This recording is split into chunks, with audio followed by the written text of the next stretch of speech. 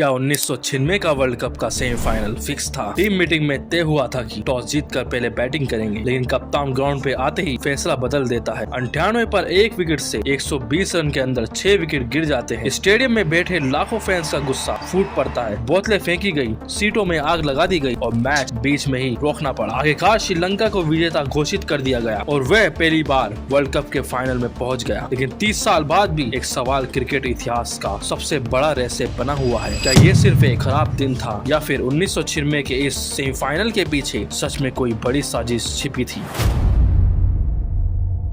भैया सब लोग चैनल को सब्सक्राइब कर दो ना। अरे भैया ये तोतली है, चैनल को सब्सक्राइब कर दो। हाँ भाई अभी कर दो, जल्दी से चैनल को सब्सक्राइब कर दो। 1987 और 1992 के वर्ल्ड कप में ग्रुप स्टेज से ही बाहर होने के बाद 1996 के इस टूर्नामेंट में उतरी टीम इंडिया की एनर्जी और वाइब बिल्कुल अलग थी। महज 23 साल के सचिन तेंदुलकर उस समय अपने करियर के सबसे बेहतरीन फॉर्म में चल रहे थे। बैटिंग लाइनअप में नवजोत सिंह सिद्धू, संजय मांजरेकर और विनोद कांबली जैसे नाम पूरा देश का गर्व बढ़ा रहे थे। दूसरी तरफ गेंदबाजी की कमान अनिल कुंबले, जावकल श्रीनाथ, वेंकटेश प्रसाद और अजय जडेजा के हाथों में थी, जिससे टीम कागजों पर बेहद संतुलित और घातक नजर आ रही थी। कप्तान मोहम्मद अजहरुद्दीन की अगुवाई में हर भारतीय फैन को पूरा यकीन था कि इस बार ट्रॉफी भारत में ही रहेगी। फैंस की उम्मीदें इसलिए भी आसमान छू रही थी क्योंकि 1996 का ये वर्ल्ड कप भारत, पाकिस्तान और श्रीलंका मिलकर पहली बार संयुक्त रूप से होस्ट कर रहा था। अपने घरेलू मैदान पर खेलना टीम इंडिया के लिए सबसे बड़ा एडवांटेज था। ग्रुप स्टेज में तीसरे नंबर पर फिनिश करने वाले भारत का असली मुकाबला हुआ क्वार्टर फाइनल में बेंगलोर के एम चिन्नास्वामी स्टेडियम में अपनी सबसे बड़ी जीत प्रतिद्वंदी पाकिस्तान के खिलाफ। नवजोत सिंह सिद्धू की 93 रनों की मैच विनिंग पारी और वेंकटेश प्रसाद की घातक स्पेल के दम पर भारत ने पाकिस्तान को धूल चटा दी। इस जीत के बाद पूरे देश में जश्न का माहौल था और अब भारत फाइनल की ट्रॉफी से सिर्फ 2 कदम दूर था। 13 मार्च 1996 को कोलकाता के ऐतिहासिक ईडन गार्डन्स में भारत का सामना था अर्जुन रणतुंगा की अजय श्रीलंकाई टीम से। श्रीलंका उस पूरे टूर्नामेंट में एक भी मैच नहीं हारी थी। सनत जयसूर्या और रोमेश कालू वितराना की ओपनिंग जोड़ी शुरुआती ओवर में दुनिया भर के बॉलर्स की धज्जियां उड़ा रही थी। इस हाई वोल्टेज सेमीफाइनल में जब सिक्के का उछाल कप्तान मोहम्मद अजहरुद्दीन के पक्ष में गिरा तो उन्होंने एक ऐसा फैसला लिया जिसने पूरी दुनिया को चौंका के रख दिया। अजहरुद्दीन ने टॉस जीतकर पहले गेंदबाजी करने का फैसला किया। ईडन गार्डन्स की पिच प्रारंभिक रूप से बैटिंग के लिए मुफीद मानी जाती थी और श्रीलंका को पहले बैटिंग का न्योता देना मानो अपने ही पैर पर खिलाड़ी मारने जैसा था। मैच की शुरुआत में भारत के स्टार तेज गेंदबाज जावकल श्रीनाथ ने जयसूर्या और कालव वितराना को सस्ते में आउट कर दिया। श्रीलंका का स्कोर 35 पर 3 विकेट था,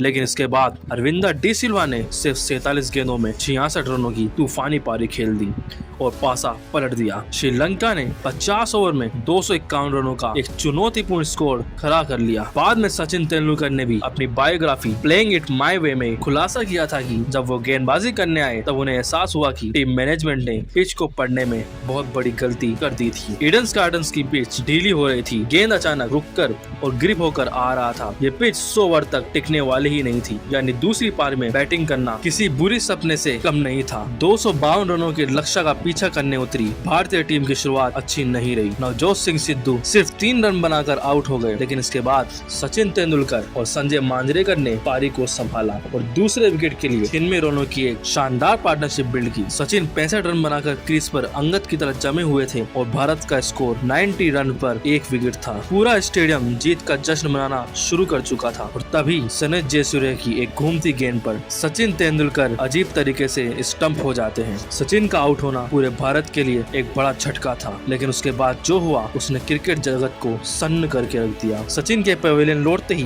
भारतीय बैटिंग लाइनअप ताश के पत्तों की तरह ढह गई। कप्तान अजहरुद्दीन शून्य पर आउट हुए, मांजरेकर बोल्ड हो गए और अजय जडेजा से लेकर जावकल श्रीनाथ तक हर आने वाला बल्लेबाज ऐसे गैर जिम्मेदाराना शॉट खेलकर आउट हो गया जैसे उन्हें क्रीज पर रुकना ही ना हो। सनत जयसूर्या ने सिर्फ 12 रन देकर 4 विकेट चटकाए। देखते ही देखते भारत का स्कोर 98 पे 1 से 120 पे 8 हो गया। भारतीय टीम ने महज 22 रनों के अंदर अपने 6 विकेट गंवा दिए थे। 1 लाख से भी ज्यादा गुस्साए फैंस इस शर्मनाक सरेंडर को बर्दाश्त नहीं कर पाए। स्टेडियम के स्टैंड्स में कुर्सियों को आग लगा दी गई, मैदान पर पानी की बोतलें फेंकी गई, स्टैंड में अजहर हाय हाय और भारत माता की जय के नारे लगना शुरू हो गए। कप्तान अर्जुन रणतुंगा ने अंपायरों से मैच रोकने की appeal. Match referee Clive Lloyd ने खेल को कुछ समय के लिए जरूर रोक लिया। जब दोबारा मैच शुरू करने की कोशिश की गई तो फिर से बोतलें फेंकी जाने लगी। आखिरकार बिना एक भी बॉल डाले से श्रीलंकाई टीम को आधिकारिक रूप से विजेता घोषित कर दिया गया। विनोद कांबली आंखों में आंसू लिए पिच से बाहर आ रहे थे और भारत एक जीता जिताया वर्ल्ड कप गवा चुका था। इस दर्दनाक हार के 15 साल बाद नवंबर 2011 में विनोद कांबली ने एक टीवी इंटरव्यू में एक ऐसा सनसनीखेज बयान दिया जिसने पूरी बीसीसीआई के होश उड़ा दिए। कांबली ने दावा किया कि सेमीफाइनल से एक रात पहले टीम मीटिंग में साफ तय हुआ था कि टॉस जीतकर पहले बैटिंग करनी है, लेकिन मैदान पर उतरते ही कप्तान ने बिना किसी को बताए फैसला